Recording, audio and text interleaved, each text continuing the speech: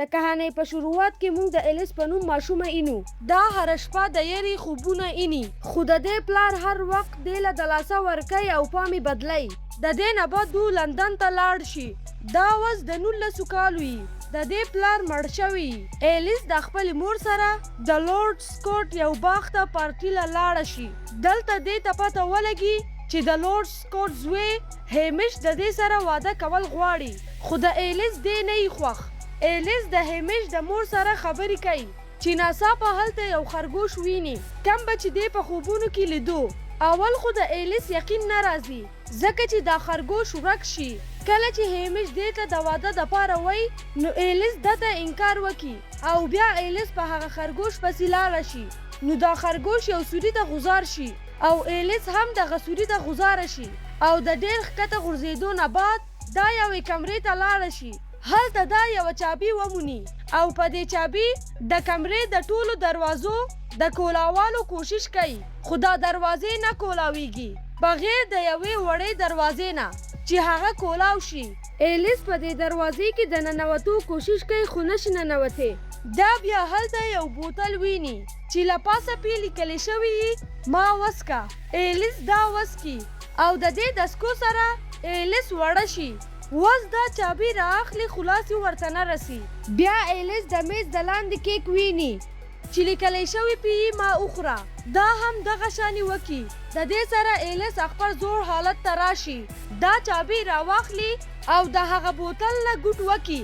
اخر هم دا د هغه دروازې نه بهر وځي او د ونډرلینډ په نوم یو جادویي ځنګل ته راشي. دا دلته د وایټ ریبټ، ډورماوس، ډیډو، خبرو کولو والا ګلونه، ټویډل ډي او د ټویډل ډرم سره میلاوه شي. دو ټول د اول نه ایلیس پیژنده، خو بیا هم دو دا بحث کوي چې دا به اصلي ایلیس یي او که نه. نو د دې دپاره دو ټول ایلیس اپسلم پسې بوزي. دې خپل یو ایریکولم د ایلیس مخې ته کیدي. دا ایریکولم د کلندر په شانې یو سکرولي. په دې کې د ونډرلینډ پخوانی او راتلونکي وخت راښکاره شي. د دې ایریکولم په مطابق به ایلیس به د ریډ کوین جیبر هاکینګ له شکست ورکوي او د وایټ کوین تاج به ترې واپس رااخلي. ایلیس ویریږي او سوچ کوي چې زه خوب وینم. بیا ناڅاپه دې ځنګل ته ریبینس بیس، بینډرسنیچ او د ریډ نایټ فوج په دو حمله وکړي.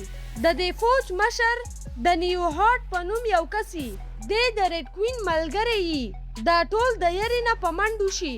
بینډرسنیچ په ایلیس حمله کولو والا یي، خو ډورماوس د هغه سترګه وباسي.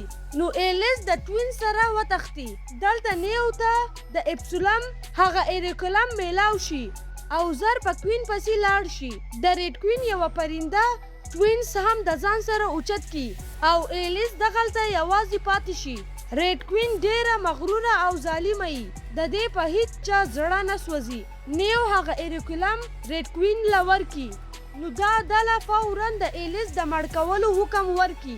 نیو د بلډ هان په نوم یو سپي ته د ایلیس د میلاوالو ووایي او ورته وایي چې کله د ایلیس میلاو کړه نو ستا فیملي به رازاده کم. ایلیس تاجوز ته دنده شي. نو دا دلته یو پیشو ویني چې د ځان د ورکولو طاقت لري. پیشو ایلیس د میټ هیټر، مارچ هیر او د ډولماوس دلې پارټي ته بوزي. نیو هم د بلډ هان په ذریعه دلته راورسي. هیټر ایلیس وړوکی کی او په چینک کی پټه کی او بلډ هان خپل د مدد دپاره رضا کی. نیو د دغه ځای نه لاړ شي. هیټر ایلیس را یو وړوکی کمیس ورکي او خپل کلي ته یې بوزي. دې ایلیس ته خپل قصه کوي چې څنګه ریډ کوین د دو کلي وسوځو او ټول خلک یې وله مړه کړه. هیټر دا هم وایي چې د ریډ کوین جیبر هاکي به صرف د واربل په تلوار وجلی کیږي او هغه تلوار ریډ کوین د ځان سره پټ کړی دی. ایلیس هیټر ته وایي زه ستاسو سلیر نشم کیدی او ستاسو مدد نشم کولی. دې ته ووایي چې داسې مه وایه، ته به د ریډ کوین جیبر هاکي مړ کې. نیو د هیټر د نیوو دپاره راشي. د ایلیس خپلې په ټوپۍ کینی او د دریاب بل طرف ته یې ولیږي. د ریډ کوین فوجیان هیټر ونیسي. ایلیس شپه د ټوپۍ لاندې تیره کی. سحر شي او بلډ هان هلته راشي. نو ایلیس دته وایي ما د ریډ کوین قصر ته بوزه چې هیټر د هغو نه آزاد کم.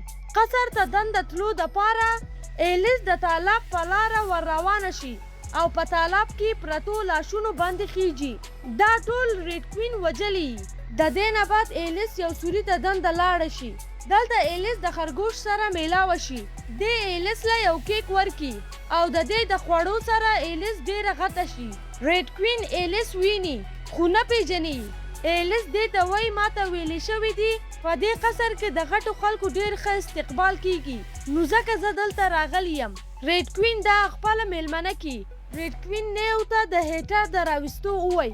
هیټر چې کله دغلته راشي نو ریډ کوین د هیټر د سر د کټ کولو حکم ورکي خو هیټر کوین خپل په خبرو کې راولي او ورته وایي زه تاله ښکلې ښکلې ټوپۍ جوړولی شم.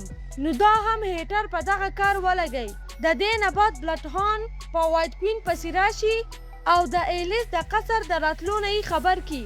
ریډ کوین ډیره خوشحاله شي او وایي ایلیس چې هر څه کوي نو پرېږده یې چې کوي. همدا زمون سلیر ده. وس ریډ کوین د ایلیس د ونډرلینډ ته په راتلو ډیره پریشانه یي او نیو ته د ایلیس د مړه کولو وایي او وایي که نه یي زما تاج به زمانه واخیستی شي. دلته موږ په تالاب کې لاشونه اینو او دا لاشونه د ریډ کوین د فیملي. ریډ کوین او وایټ کوین دواړه خویندې خو ټولو به د دې وړې وایټ کوین سره مینه کوله. نو د دې د لاسه د ریډ کوین نه دومره ظالمه او خطرناکه جوړه شوې چې دا د تاج دپاره هر څه کولی شي. دې ته ښکاري چې په دې تاج هم د دې حق دی. دغه ټیم خرګوش ایریکولم اوچت کې او لاړ شي. ایلیس د هیټر سره میلاوه شي نو دې ورته وایي چې خرګوش ایریکولم راغستی دی او ستا انتظار کوي. تا هغه واخله او په وایټ کوین پسې لاړه شه. ایلیس د ټوینز په ذریعه خرګوش ته ورسي. دې ته وایي ما ته پته ده چې وربل تلوار کم ځای دی. خرګوش ایلیس د تلوار ځای ته بوځي نو دلته دو ویني چې د تلوار حفاظت بینډر سنیچ کوي. ایلیس چې دی ویني نو اول خو لږه ویریږي او بیا دې ته یو آیډیا راشي. دا زر په ډورماوس پسې لاړه شي او د هغه نه د بینډر سنیچ سترګه راواخلي. دغلته نیو ایلیس ویني او تنګی خو دا د ده نه ځان خلاص کی او لاړه شي. د نیو دا کار د ریډ کوین یوه نوکره ویني. ایلیس بینډر سنیچ ته د هغه سترګه ورکي او د ده سره ملګرتیا وکړي. د دې نه بعد دا په تلوار پسې لاړه شي خو تلوار په یوې پیټۍ کې ټاله او چابي د بینډر سنیچ غاړې ته پرته وي.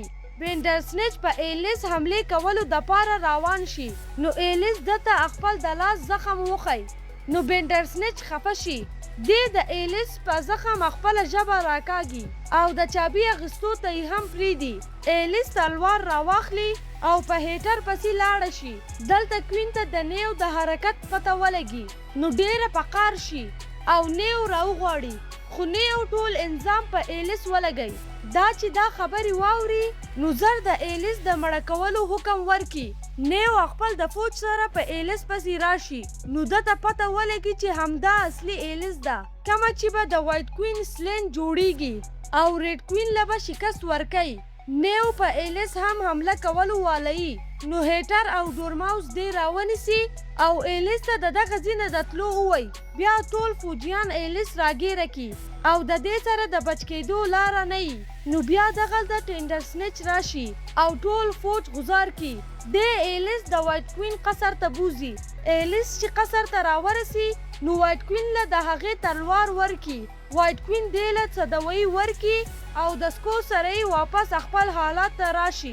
د دې نه بعد ایلیس د اپسولم سره میلاوه شي. دې ته وایي چې همتا اصلي ایلیس یې او ته به د فریبجیس په ورځ د وایټ کوین سلیر جوړیږي او ونډرلینډ له به د هغو اصلي کوین ورکې. وس د هیټر د مدد دپاره پیشو راشي.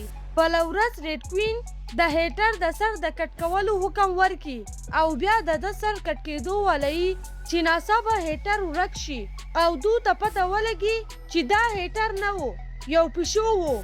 ریډ کوین له قار ورشي نو خپله پرنده په دو پسې راوباسي.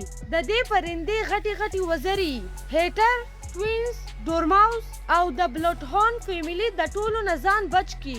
دو ټول د وایټ کوین قصر ته لاړ شي. هیټر ایلیس ته وایي چې دا ستا خوب نه دی حقیقت دی خو ایلیس وس هم زړه نازړی د فریبجیس ورځې ته صرف یوه ورځ پاتې نو ټول دا غواړي چې ایلیس د دو سلیر شي او د ریډ کوین د جیبر واکي سره فایټ وکړي وایټ کوین ایلیس ته وایي ته په سوچ سمج سره فیصله وکړه ځکه چې په دې فایټ کې ته مړه کېدی هم شي او یو ځل چې دې دا ذمهداري واغسته دوباره د هغې نه شاته کېدی نشي ایلیس لږه ویریږي او د دغه ځای نه لاړه شي ایلیس په اپسلم پسې راشي نو دې ته وایي هر څه چې تا د وړوکوالي نه لیدو هغه ستا خوبونه نه وو هغه حقیقت وو ایلیس په وړوکوالي کې ونډرلینډ ته راغلی وه نو ځکه ټول دا پیژني او کله چې ته خپل دنیا ته لاړې نو دا هر څه به تا ته رایادېدو د دې نه بعد دواړه فوجونه د فریبجیس په ورځ د فایټ دپاره تیار شي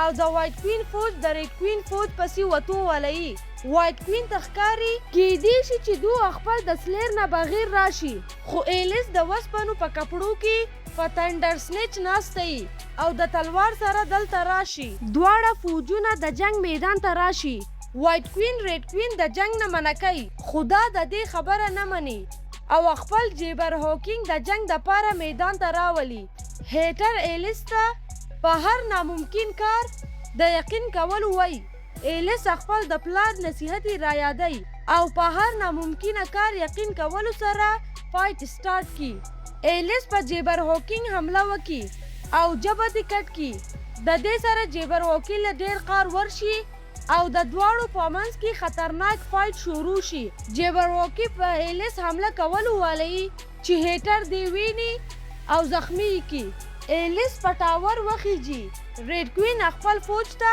د وایټ کوین په فوج حمله کولو دپاره ووایي ایلیس د جیبر واکي نه تښتي او د ټاور بره سر ته وخیږي دلته جیبر په ایلیس حمله کولو دپاره راشي نو ایلیس د ده مرۍ په تلوار کټ کی او کله چې د جیبر سر ښکته غوځار شي نو فایټ بند شي او ټول د وایټ کوین ملګري شي او د ریډ کوین حکم نه مني وایټ کوین ریډ کوین له د یوازې اوسېدو سزا ورکي او د دې سره نیو هم بند کی د دې نه بعد وایټ کوین ایلیس له د جیبر هوکي اینه ورکي او د دې سکو سره ایلیس واپس خپل دنیا ته لاړه شي دلته ایلیس د هیمش سره د واده کولو نه انکار وکي او د پلار سره بزنس شروع کی ایلیس لارډ سکاٹ ته د هانګ کانګ سره د تجارت لاره وخی او د دې سره لینډ سکوټ ډیر خوشحاله شي وس ایلیس د یوې تجارتي کشتۍ والو سره تلو ولوي چې دلته د دې په اوږه یوه توتلي کینی